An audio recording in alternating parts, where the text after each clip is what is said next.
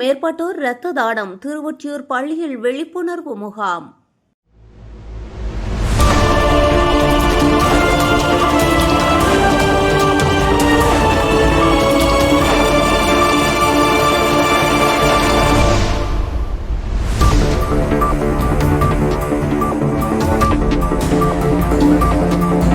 திருவொற்றியூர் ஸ்ரீ சங்கர வித்யா கேந்திரா பள்ளியில் சுதந்திர தினத்தை முன்னிட்டு சிறப்பு இரத்த தான முகாம் நடைபெற்றது.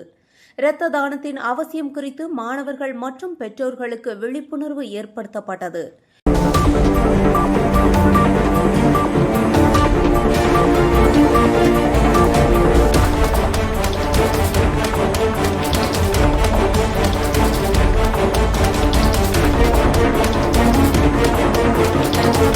இதில் 18 முதல் 60 வயது வரையிலான 300க்கும் மேற்பட்டோர் ஆர்வத்துடன் இரத்த தானம் செய்தனர்.